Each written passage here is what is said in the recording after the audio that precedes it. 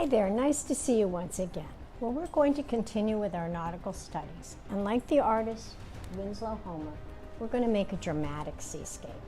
And since you've all had practice drawing boats, we're going to add a ship to your seascape. But instead of drawing the ship from the side, like this, as we often do, we're going to do a view from the front. So stay tuned and I'll show you how to do that. For this project, you're going to need your sketchbook, a planning pencil, an eraser is helpful, your nice colored pencils, your set of paints, and of course a paintbrush and a cup of water. And as you know, putting it in a little pan or box with a sponge is always very helpful. You might also need, when you're all done, if you choose, an outline, a little outline marker to put accents on your work. Okay, so let's get started. The first thing we're going to need to do is plan our picture. And today, I'm going to show you how to do this clipper ship from the front. It's a different view and kind of fun to do. So what you're going to do, in the lower third of your paper, we're going to show the front of the ship.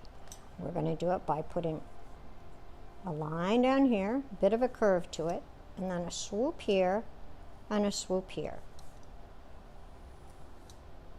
And there is the shape of our boat from the front. I'm going to bring this up a little bit. Next, we need our mast. I'm going to do a light line here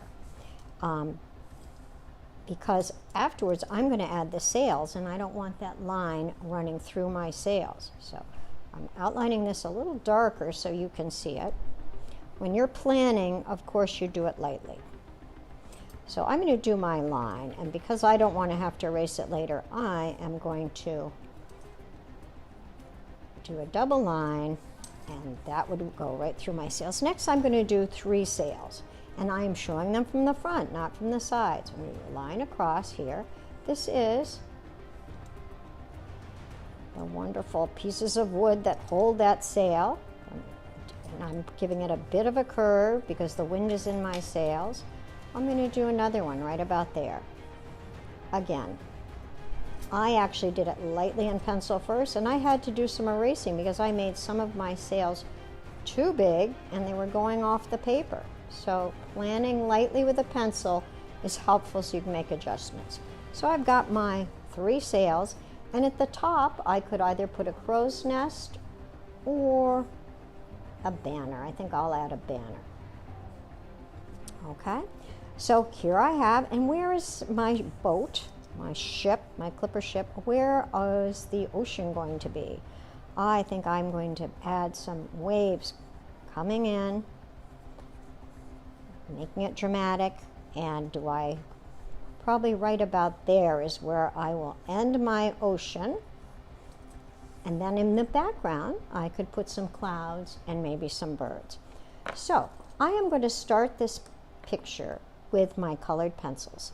I'm going to do the ship itself, the hull in browns and blacks, and the sails, if I just leave them white on a white background, they're not going to show up or look so good. So I will add a little bit of shadow, probably some blue shadow. So I'm going to go over my lines. I think I will get out my black pencil for that, to maybe do a black outline to make it show up. And the wonderful thing about these colored pencils that we have is they blend very nicely. So I'm going to do some blending. I'm going to also leave some areas of light, some white areas, so that it'll look like the light is shining on it. I often, when I'm doing my shading, I start from the side. You notice that when I am doing this, I am using curved strokes with my pencil. If you follow the curve of your drawing, it will end up looking much more 3D. It'll give your drawing depth.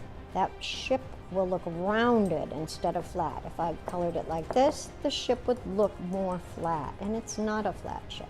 So now I'll add some black shadows.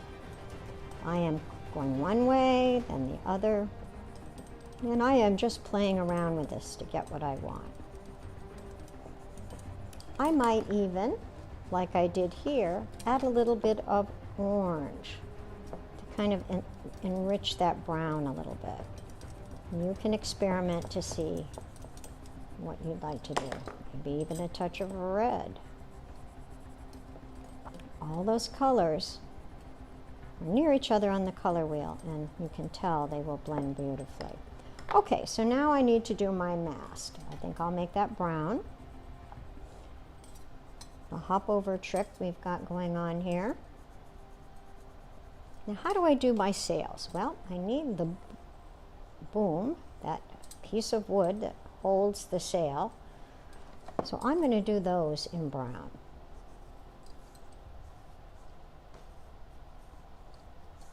And next, to make my sails look like they're kind of have wind in their sails and make them more interesting, I'm going to add some blue shadowing. My sails are white, and the artists who want to do this sort of thing have learned that if you give white a blue shadow, it will really define it and make it stand out. So notice, once again, I'm following the curve of the sail.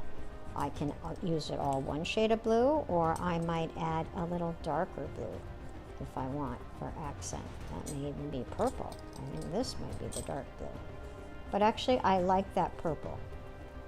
Purple and blue are near each other on the color wheel, so they are actually great for blending. Okay, go on and do my other ones. I am going to do this shading and fast forward, and I'll come back to you in a minute.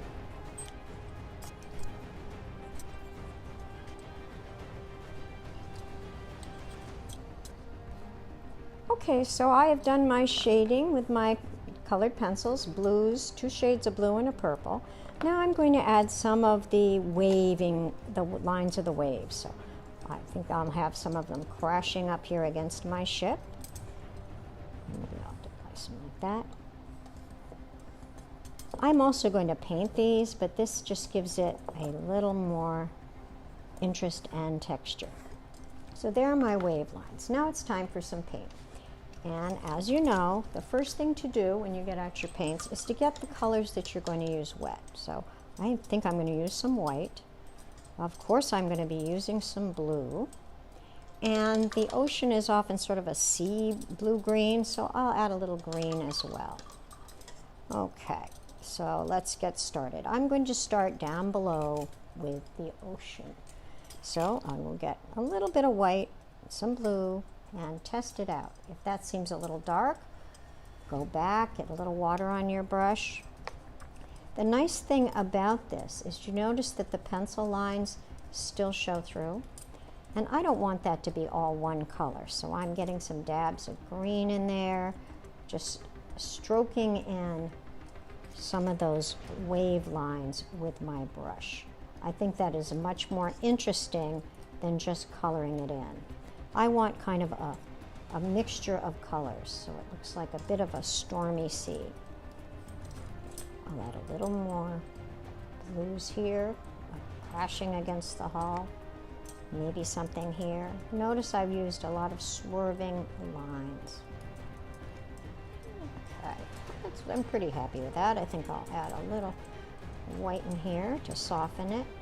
Now, one thing you can do when you're all done is add some of that sea spray. And I think we will do that after we do our sky.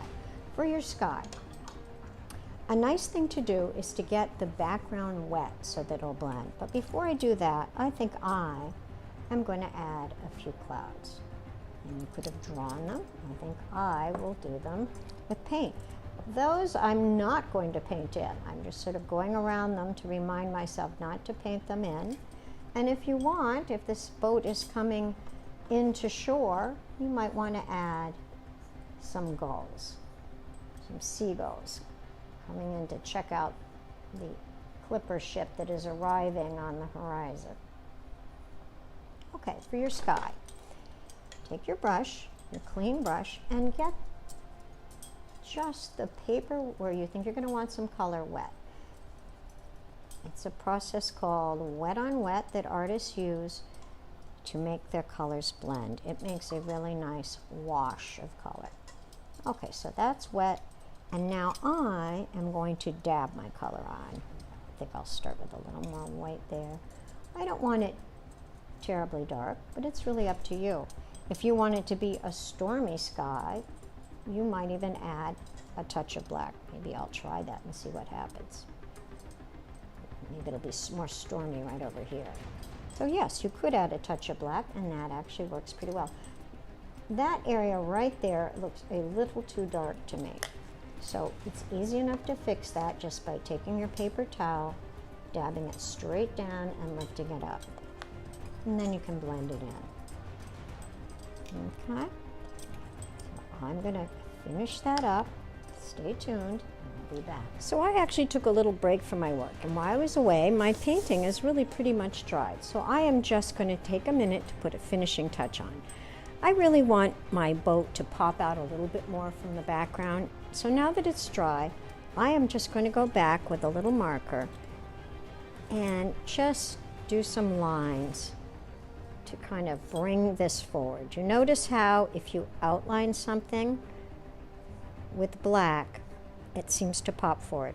I'm using a fine point marker, but you could use just the darker colored pencil from your box. I might even add a few lines, shadow lines, to make it interesting.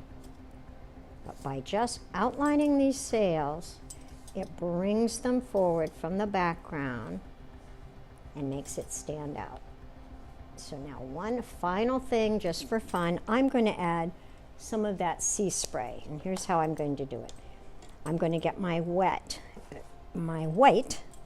very wet, put lots of water on it. And this is going to be subtle. It's not going to show up really well because of the nature of these paints, but it'll help. I'm getting it very, very wet and making sure I'm not right by my parents' favorite display or table. I'm going to take my wet brush, I'm going to tap it against my paintbrush, and it'll make some little flecks of white that'll look like the ocean spray. There. It's kind of a nice final touch. So have fun. Oh, there, that's working now. I had to use quite a lot. Have fun. Do a great job. Don't forget to sign it. And when you're all done, would you take a picture of your work and send it to me? I can't wait to see it.